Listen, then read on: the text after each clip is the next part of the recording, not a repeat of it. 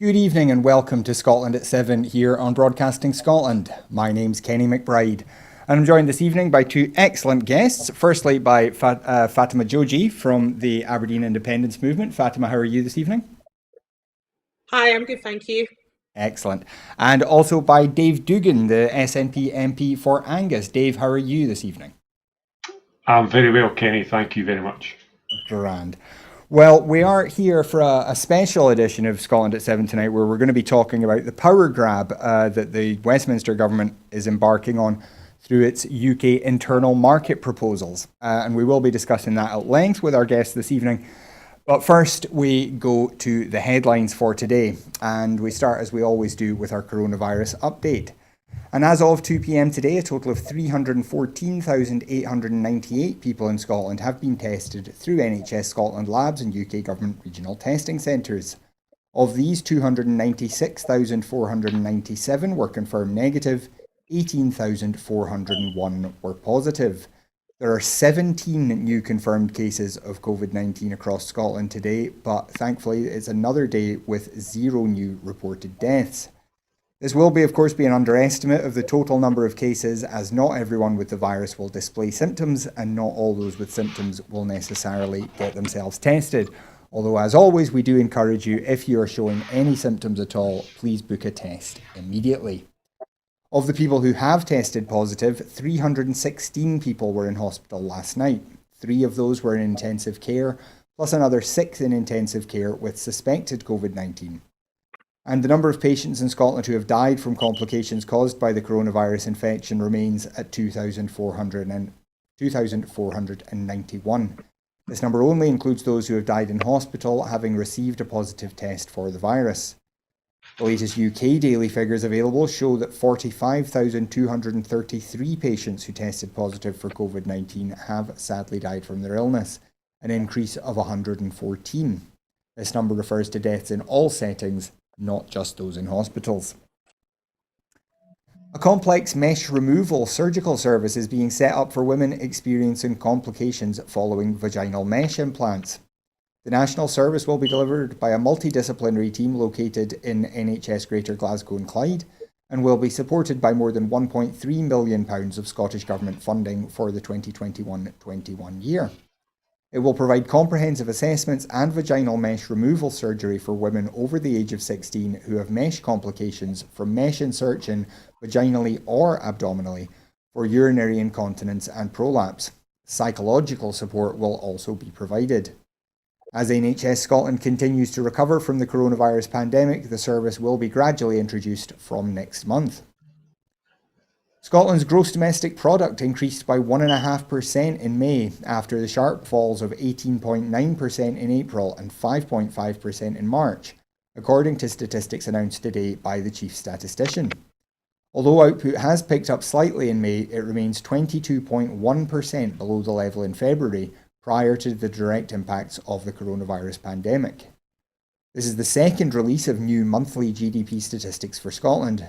These have been produced by the Scottish Government to help track the economic impact of COVID-19, and they are badged as experimental statistics, which means they are still in development. After output fell in nearly every industry during April, the results for May are more mixed. Some parts of the economy are estimated to have seen a pickup in activity as firms and consumers adapted to physical distancing and some people returned to work. However, other industries across the service sector experienced further falls in output. The industries with the largest falls over the latest 3 months are those which have been strictly required to close or where working at home is not possible. The MSPs for Aberdeen Central and Aberdeenshire East have slammed the BT Group for their decision to cut jobs in Aberdeen.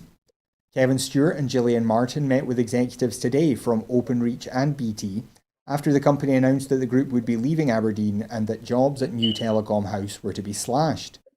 The company has refused to consider home working options for workers, despite successes using home working during lockdown. Workers have instead been told they can move elsewhere or face redundancy. Stewart attacked the decision, saying, "This is a communications company seemingly unable to establish a basic communications system." British Airways has started carrying out its threat to fire and rehire thousands of workers. days after unions joined talks with a plan to save jobs. Long-serving cabin crew were served notice this week to either accept an enhanced redundancy package within 3 weeks or risk losing it by reapplying for a similar job at much lower pay. BA is looking to cut up to 12,000 jobs from its staff of 42,000 after grounding most flights during the pandemic and warning that business is unlikely to recover to pre-COVID-19 levels until at least 2023. Prime Minister Boris Johnson has announced a plan for lifting all lockdown measures in England that he says will enable a more significant return to normality by Christmas. The biggest change involves a transfer of powers to English local authorities to cancel events, close outdoor public spaces, and tell people to stay at home or within a particular area. Johnson also said that testing would be boosted to at least 500,000 tests per day, and that an additional £3 billion would be pumped into the NHS to prepare for a possible second wave of coronavirus infections. In theory, this should mean an additional £300 million in Barnett consequentials for the Scottish Government. The United States today passed a grim milestone as it announced 77,255 new coronavirus infections, the first time the country has had over 70,000 new cases in a single day. The news came as a new poll by ABC News and The Washington Post found that only 38% of Americans believe Trump has done a good job in handling the pandemic, while 60% disapprove of his performance. Trump's re-election poll numbers have slipped too, giving Democratic opponent Joe Biden a 15 to 20 point lead in recent surveys. The election is due to take place on Tuesday, November 3rd. The next step in safely remobilising important NHS services will see a £7.8 million investment to address the patient backlog for endoscopies. Using new technologies and additional capacity, the backlog will be steadily reduced with patients seen on the basis of clinically determined priority. The NHS Golden Jubilee Hospital, mobile endoscopy units and commissioning of the private sector will all provide additional capacity. Farmers and crofters are being offered £1 million in funding to diversify into forestry and help with the fight against climate change. The money is the first batch of funding from the Agriculture Transformation Programme, a key programme for government commitment that aims to support the agriculture sector in helping Scotland meet its greenhouse gas emissions targets. It comes on top of £500,000 announced last week by Scottish Forestry to assist farmers and crofters in buying forestry and timber processing equipment. The funding will help farmers and crofters to establish new small-scale woodlands, giving them a valuable source of new income. A loan scheme to support farmers and crofters throughout the coronavirus crisis has been announced by Rural Economy Secretary Fergus Ewing. With the additional uncertainty caused by Brexit, the National Basic Payment Support Scheme will maintain vital cash flow for farm and croft businesses by injecting up to £340 million into the rural economy. The scheme will give farmers and crofters access to vital financial support up to 3 months earlier than the EU Common Agricultural Payment period, helping them continue to operate during the crisis. So that is the headlines for today. And before we get into the discussion of everything else that we're talking about this evening, we'd just remind you, if you want to join the conversation, you can do so on Twitter. If you follow us, first of all, at BroadcastScot, you can then use the hashtag Scotland@7. That's Scotland7 to join us, join the conversation here. And as you can see, we will be flashing some of those up on the screen through the show. But this week we heard the announcements from the British government on the so-called UK internal market proposals. This is a new set of proposals in order, supposedly, to help the UK function properly as one market while we leave the European Union single market. And Dave, I suppose I should come to you first on this. This is something obviously you've been dealing with at Westminster. What is actually happening? What is the internal market, and how is this going to affect the Scottish Government? Well, Kenny, as we move as part of the UK for the time being to life beyond membership of the European Union, the UK government is seeking to embark upon its brave new world of global trade.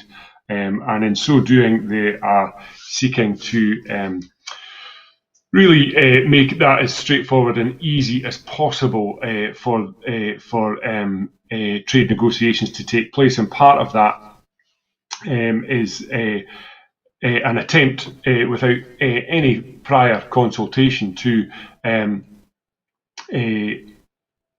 really withdraw powers that were previously enjoyed by the devolved administrations within the UK under European competencies, and to reset them back into Westminster in the control of an unelected organisation which would dictate terms to the Scottish Government, the Welsh Assembly and the Northern Ireland Assembly, which is completely at odds with the respective devolution settlements, which we enjoyed to great effect in Scotland for 21 years now.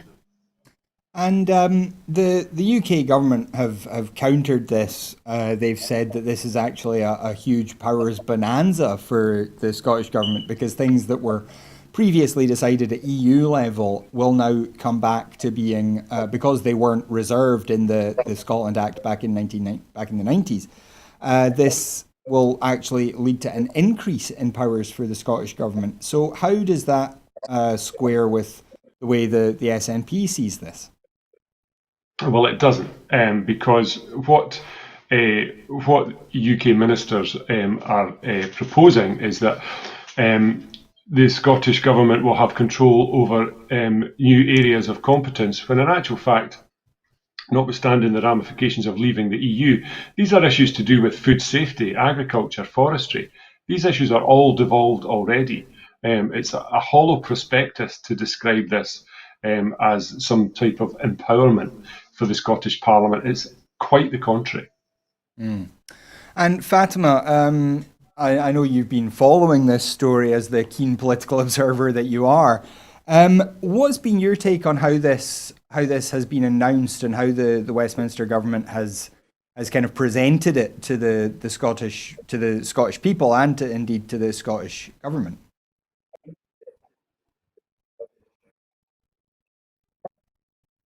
Fatima? I'm not. Well, when I stood up, and sorry, when I was watching Ian Blackford, hello. Hello? Yeah, we are hearing you, Fatima.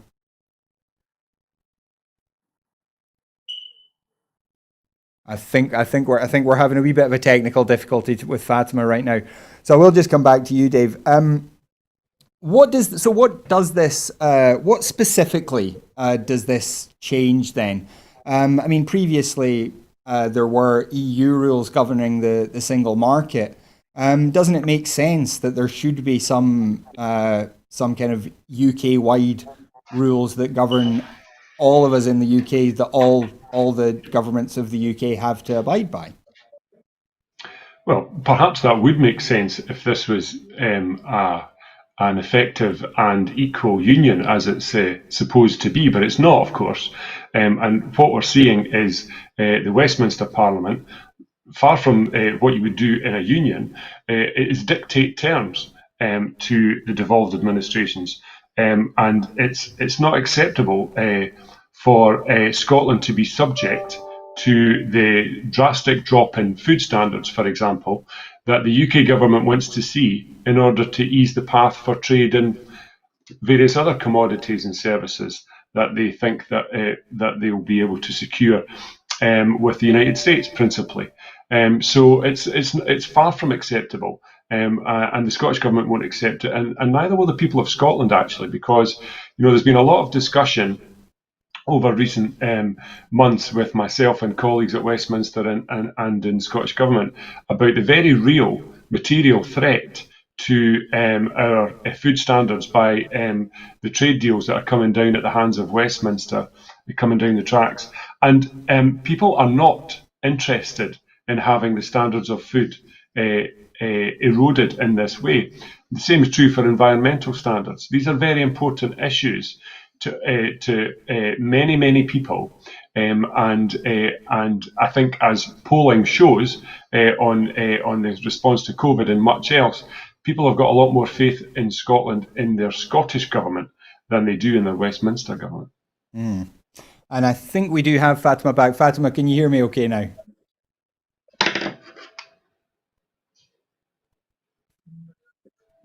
Okay, we do have a slight delay on the line. Fatima, you're hearing me okay? Okay. It does look like we're still having a wee bit of trouble with Fatima. Sorry about this, Dave. You're getting a good one-on-one session with me now. So, how will this specifically limit the Scottish government? I mean, this is in theory this is meant to be replacing EU single market rules. So, what specifics would this mean about how the Scottish government will be able to operate? Well, first and foremost, is the UK government are seeking to bring legislation forward before the end of the year, and Mike Russell has made it abundantly clear to UK ministers that Scotland has no intentions of standing by idly and watching this happen. The Scottish government, and with myself and colleagues in Westminster, will be making very clear to ministers that this is by no means acceptable, and that we'll be doing everything possible to make sure that this is not the future that awaits Scotland and Scottish consumers and Scottish businesses, because it's very important to recognise the detrimental effect that this would potentially have on our businesses in Scotland, particularly in agricultural sector and in fishing, where we deal in high quality, low volume, and we must ensure that this mutual framework does not sweep away those competitive advantages that we enjoy in Scotland and replace them with awash with global standards that are to a far, far lower quality than Scottish produce, and makes our producers uncompetitive. So this isn't a case of standards in Scotland necessarily being forced down. It's more a case that standards in the UK would have to be recognised as acceptable when being sold in Scotland. So we could have lower quality food imported to Scotland and sold at a lower price, thus making Scottish farmers uncompetitive. Is that what we're talking about here? Yeah, indeed so. And of course, but it will have the same effect. You know, Scottish farmers will have no option, and food producers will have no option but to compete with the prevailing standards that external influences on the market will have, and that's not good news for any consumer, and it's not good news for business either. Okay, and I think we do we have Fatima with us now? Fatima, can you hear me okay? Yes, I can. Brilliant. Well, it's good to have you back. I don't know how much of this discussion you've actually been able to hear. What's been your reaction to this, both as a kind of political observer and just as a citizen of Scotland, when you hear that the UK government is trying to impose this framework on the devolved governments? Well, it really highlights the power imbalance that we have down in Westminster, to the point that none of the devolved institutions were consulted. And in Blackford stood in Parliament, he made it clear that he found out about this white paper following a press briefing. That was after it was made available in the public domain. Now, Ian Blackford also asked the business secretary, Alex Sharma, whether there'll be mechanisms in place for Welsh people for elected officials from the Welsh Parliament, Scottish Parliament, Northern Irish Parliament to be involved in this. And Alex Sharma didn't answer, he didn't answer about this, which really highlights the power imbalance that we're talking about here. And they're saying a power surge. I don't think so, because technically this is just an avenue for to have the same regulatory standards. But I think I did pick up on the fact that it was mentioned that having the same regulatory standards means that if England, for instance, decides to accept chicken, it's going to affect Scotland because of we're seeing how the votes go down in Westminster. And that really brings up the issue of how much power we have in Scotland to be able to control our own devolved issues post-Brexit. And sorry, but I have to take it back to the how the Better Ever campaign worked, and when they bring up this whole power surge and giving us more powers, because we were, if we vote no, that we would be given more powers. Ruth Davidson, who has accepted the current government's proposal, to introduce this new mechanism for having the same regulatory standards. She's backing it. And the Better Together campaign came out and said, she stood alongside Willie Rennie and Joanne Lamont and said that we will fight for more Scottish Parliament powers if you vote no. But look now, that promise is broken. With this power surge, I support her idea that we are actually getting more powers. So ideally, I feel that this is an insult and a slap in the face to devolution and Scotland as a country. Now, Dave, on that subject of the distribution of powers, the UK government is not supposed to be able to legislate on devolved competencies without the agreement of the Scottish government. That obviously that applies for devolution generally. Wales has to be consulted if it's Welsh powers. Northern Ireland Assembly has to be consulted on things that affect them. Why has the UK government not consulted with the devolved governments on this, and what can they do to slow this down or to prevent it, given that they haven't been consulted? Well, I think the protocol which you highlight there, and the fact that this current UK government have ridden roughshod over it, highlights a couple of very important dynamics which are prevailing just now within the UK. The first and most the first one is that a year to secure a deal in terms of the transition period was hopelessly optimistic at the outset. And to have a pandemic, a COVID-19 pandemic in the middle of that, just rendered a complete write-off. So, but this government has refused to seek an extension. So at the same time as trying to exit the EU, ministers and officials are also trying to negotiate these trade deals around the world. And that is leading to some very, very significant stretch within the executive and the civil service. And so this is a government which is in a hurry, and they're cutting corners, and that's being generous. What it also signifies is in Boris Johnson and his hand-picked pro-Brexit cabinet is a deep dislike bordering on disdain, really, for devolution. They would like nothing better than to return to a fully centralised UK state run from London. And however, their advisors will let them know that this will not be popular, much less possible.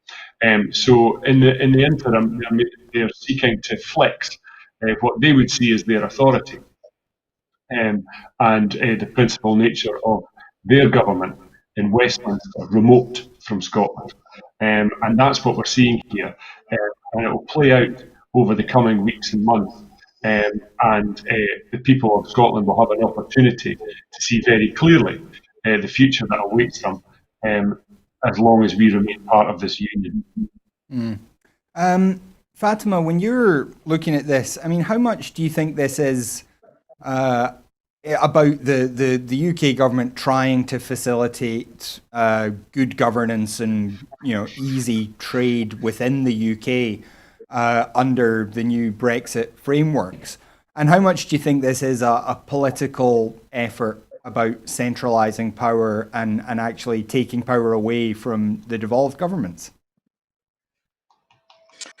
I'm certainly of opinion that they're using Brexit as a tool to take power with the devolved governments, because their whole tagline is basically under the rules, under the same regulations, but we are not on the same page. That's the problem.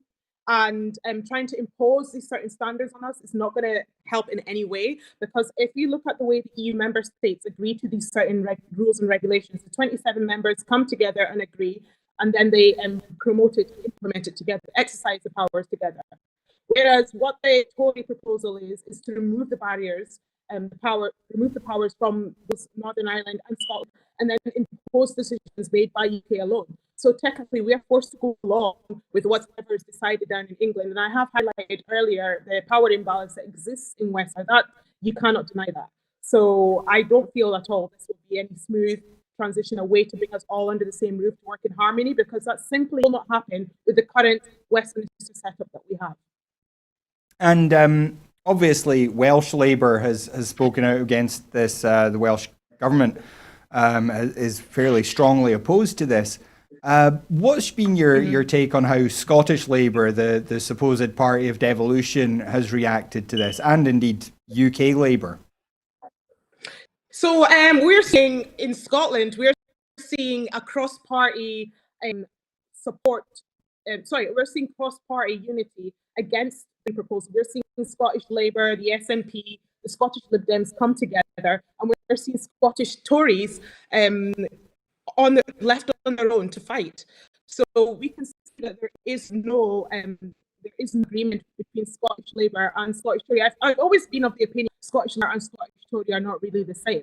So, it does come down to the fact that there is realisation in Scotland that this is not going to work for Scotland as a country.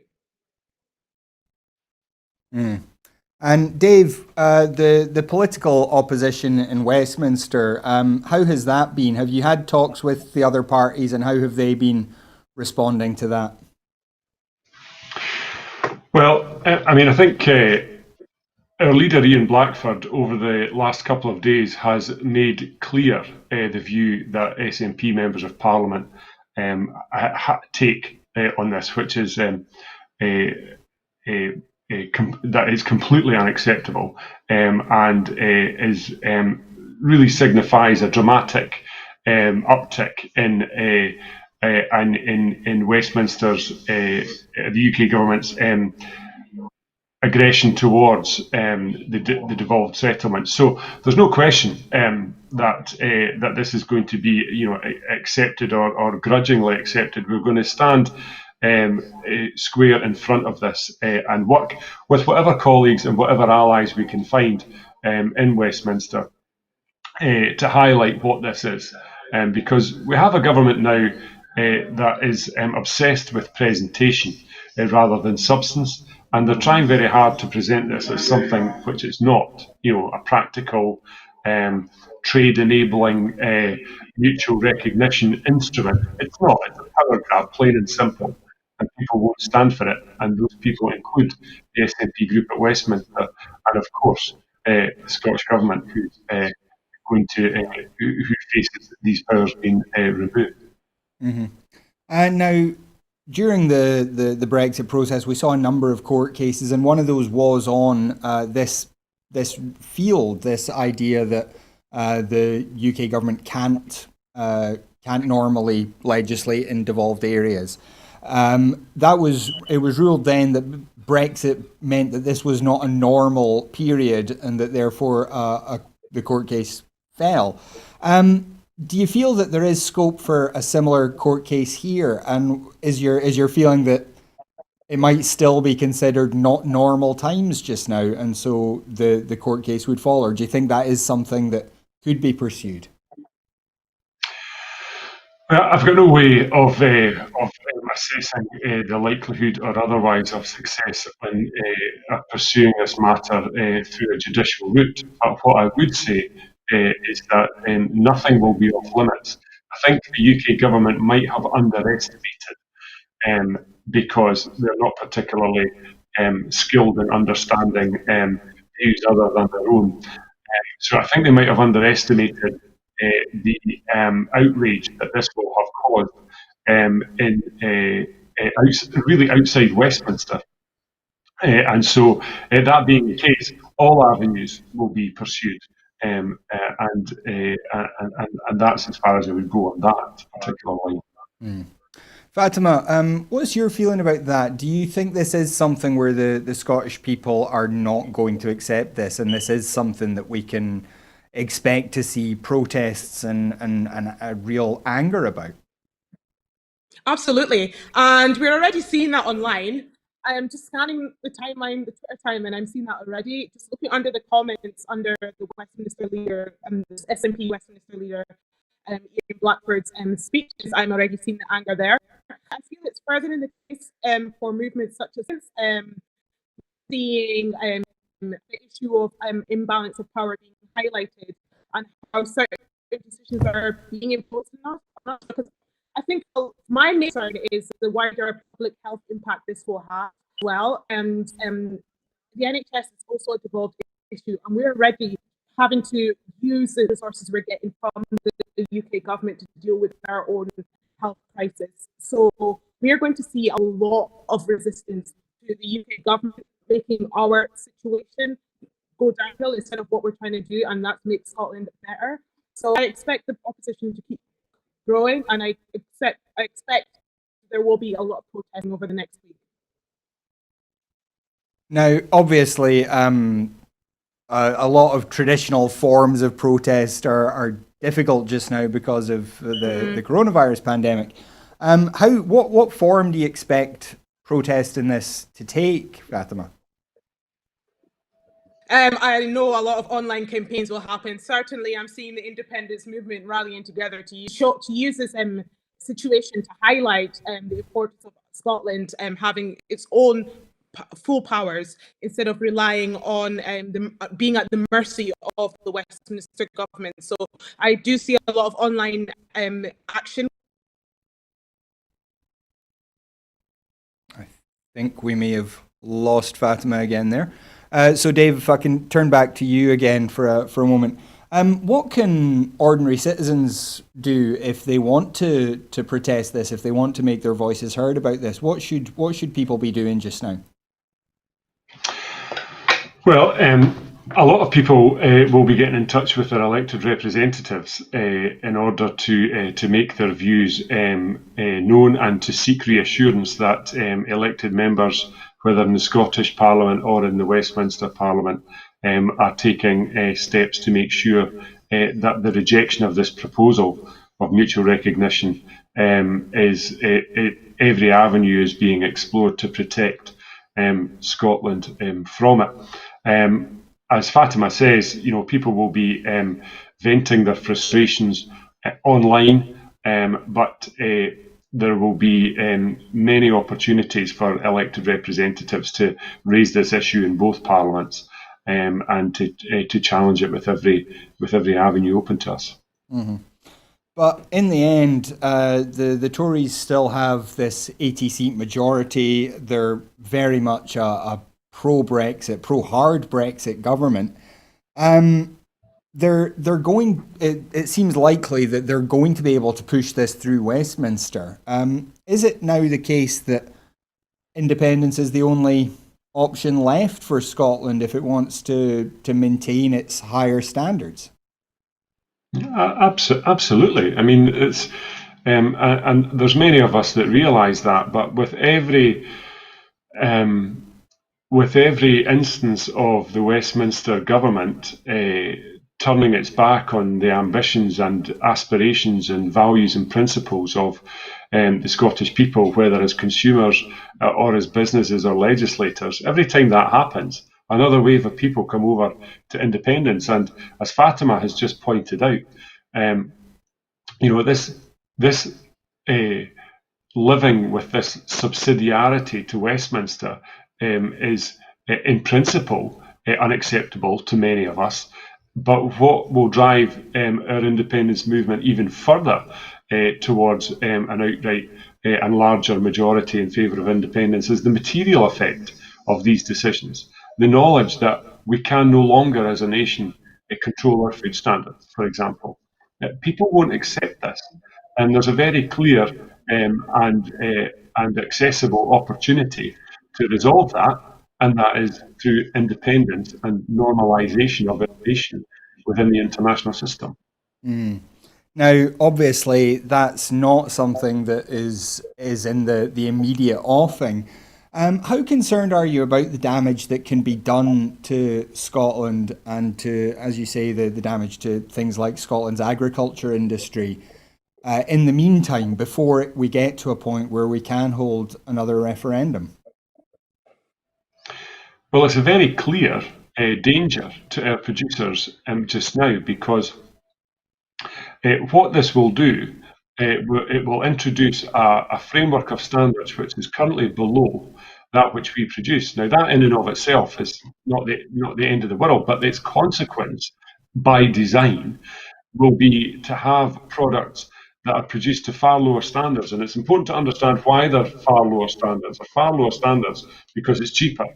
So you can get, Scotland in agricultural terms is not a particularly expansive producer compared with places like South America and North America. So we don't have that scale that they've got. So they can produce colossal amounts of commodity, vastly in excess of that which we can, and they can do so cheaply with low standards. And people buy on price an awful lot of the time. So, if you're looking at two steaks on the shelf, and one of the steaks is £3 and one of the steaks is £5, a lot of consumers won't give it a second thought. And it's that challenge and erosion of the market that is extremely worrying for producers. But there's an important point, Kenny, within that, because some of this can be reframed back to you as, so you're looking to protect Scottish farmers. Not at all. And neither are Scottish farmers. Scottish farmers are looking for a level playing field. Yeah, they'll compete with anybody on the world to the same standards. But what they can't compete with is lower standards from abroad, particularly if they cannot produce to those standards in the interest of meeting our own very important environmental ambition and animal welfare ambitions. Yeah. Now, of course, Scotland has competed very well particularly on the European stage in recent years. Vast amounts of our food exports go into the European Union. How big a problem is this going to be when it's combined with Brexit, which is going to put up barriers to those exports that several Scottish industries are built on the back of? Well, I mean, first and foremost, the producers in Scotland, whether that's agricultural or fishers, the produce that we have is valuable and it's in demand. But you're very right to point out that a lot of that demand, which has been set up and refined and developed and exploited very successfully by our processors and producers, is in Europe. And we're fully aligned with that common market, the largest in the world. And Scotland's exports to the EU are growing much faster than our exports to the rest of the UK. The EU and Scotland's membership, albeit through the UK, it was a success story for Scotland, and that's been taken from us. And so now, and much of our shellfish exports, they're live. There's only so far they can go, and that is Europe. So there's real challenges now if we can't get a deal with the EU to export those commodities to the EU about where will they go and what will happen to those producers if markets can't be found. And that's a real challenge. Fatima, I think we've got you back now. And today the Prime Minister was asked if he was now the biggest threat to the Union, citing polls about the way Nicola Sturgeon and he have handled the pandemic. There has been a series of things happened recently where it has seemed as though the Westminster government is trying to antagonise Scotland in particular, but the devolved legislatures generally. What do you think about that? Is Boris Johnson trying to antagonise people, or is he just completely oblivious to how his behaviour comes across in Scotland and elsewhere in the UK?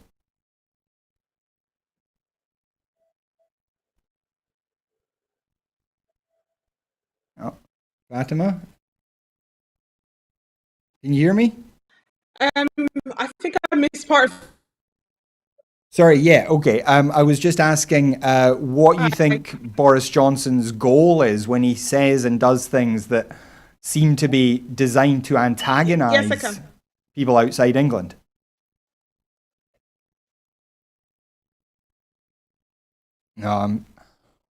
We appear to be struggling with Fatima again. I'll come back to her again in a moment if we can get that fixed. But Dave, I'll put that question to you instead. What do you think is going through Boris Johnson's head when he says some of this stuff? Appealing to his core vote is what's going through his head. And he realises after 2019, the December election there, that his core vote doesn't exist in Scotland. Or a tiny rump of it exists in Scotland. And so he's bolstering and consolidating the support that he enjoys now in the north of England. And elsewhere within England and Wales. And so that's what's going through his mind. But of course, Boris Johnson's pretty much a one-trick pony. He deals in rhetoric. And we saw that writ large during the COVID pandemic, where in our First Minister, we saw compassion, wit, care, consideration, respect, and a pragmatism and a business-like approach to what was an exceptionally challenging and difficult threat to the health, welfare, and economic prosperity of our population. And people have not been slow to contrast Nicola Sturgeon's performance and her ministers and her public health advisors in Scotland with that which existed in England, principally in Matt Hancock, the Health Secretary, and in Boris Johnson himself. Boris Johnson's completely bereft of any form of meaningful authority. You know, if ever there was a time where people need leadership, and leadership that demonstrably has this situation under control, it's during a pandemic. And Boris Johnson patently did not have it under control with his bullish "this will be okay" attitude at the front end and his failure to lock down the country and trigger the Treasury into supporting people to stay at home early enough. You know, these decisions, when there's a review and an inquiry into why England in particular is one of the worst affected areas in the Western world throughout the pandemic, there will be a review of the decisions taken. Boris Johnson won't come out of this very favourably. Now, Boris Johnson declared himself the Minister for the Union when he was made Prime Minister. And yet, in that time, support for independence has risen. Support for independence for England has risen. We saw a poll this week showing that almost half of English voters support independence for England. Do you think there is a sense now that the breakup of the UK is inevitable and even something that many people in England would welcome? I mean, I think, yeah. I mean, the breakup of the United Kingdom is inevitable because Scottish independence is inevitable. And sometimes, and this is a personal view of mine, sometimes we talk about independence as the day Scotland secedes. But independence is a process. It's happening every day. And we've seen that in the polling now, which has a strong and sustained lead for independence. And people have had an opportunity to look, you know, because people aren't stupid. People have an opportunity to look at the prospectus that was put before them in 2014. And some people, 55% of people, decided that they wanted to remain within the EU. And that prospectus has been completely and habitually betrayed by the Westminster elite. And people don't forget that. And that was expressed very, very clearly to me during the campaign in 2019 in December and November there, whereby people were being taken out of the EU against their will, having been given the express promise that by staying in the UK they would remain in the EU. And people are not having it. So independence is happening all the time. The breakup of the UK is inevitable. Of course, it's not for Scottish politicians or anyone else in Scotland to suggest what's best for Northern Ireland or Wales. Our ambition and our responsibility is to make sure that Scotland has the brightest future possible, and that is independence. Now, Fatima, I think we do have you back again. So I'll ask you this, as we've seen the independence polls rise, what's your outlook on where the campaign for independence stands, and how easy do you think it's going to be to get from where the movement sits now to achieving full independence?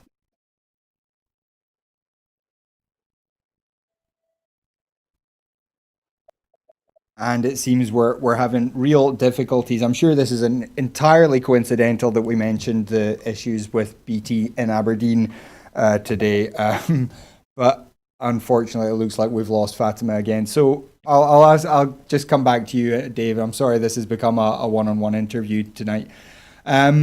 What's your feeling about where the independence movement stands now, and what are the next steps for the campaigning towards independence?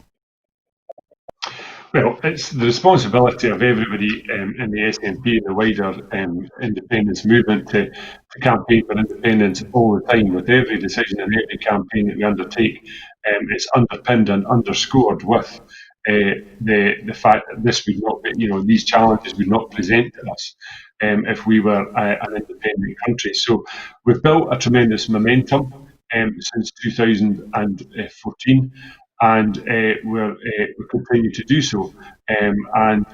We've got a Scottish Parliament election next year, and we'll be campaigning strongly for that to return an SNP majority to the Scottish Parliament, and to ensure that the appetite for the Scottish people to secure their independence is that nobody is left in any doubt after next year's election.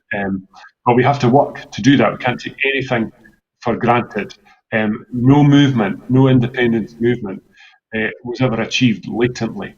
It involves effort, it involves care and consideration and respect for the electorate, and making sure that we've got every opportunity is taken to speak to people on their terms about their issues, and reflect about how independence can improve the prospects and futures of them and their family and friends. And that's the job of me as an SNP member of Parliament, and crucially an independence activist.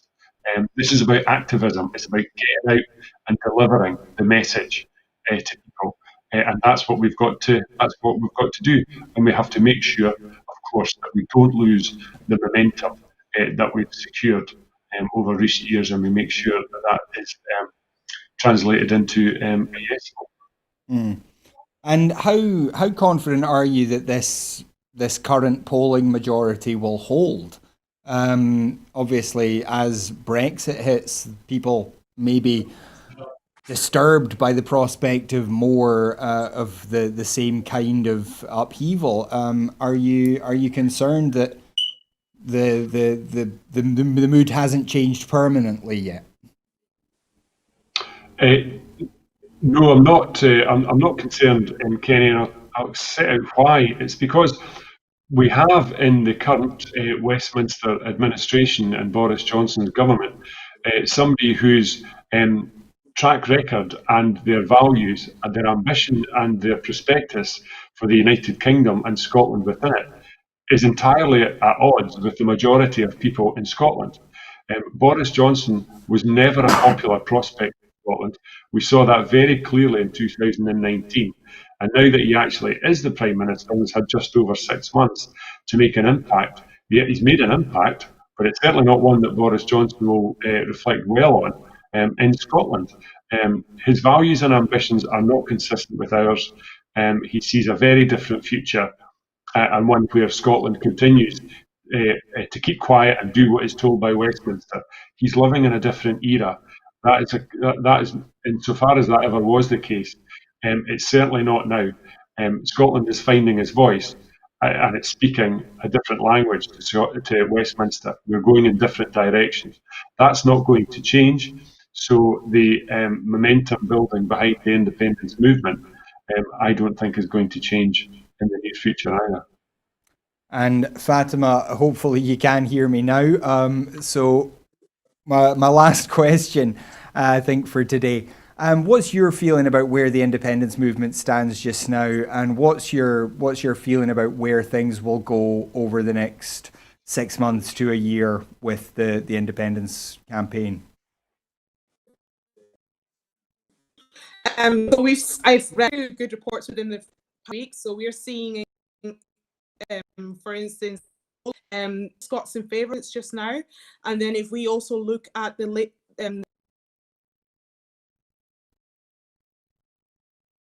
Oh, have we lost Fatima again?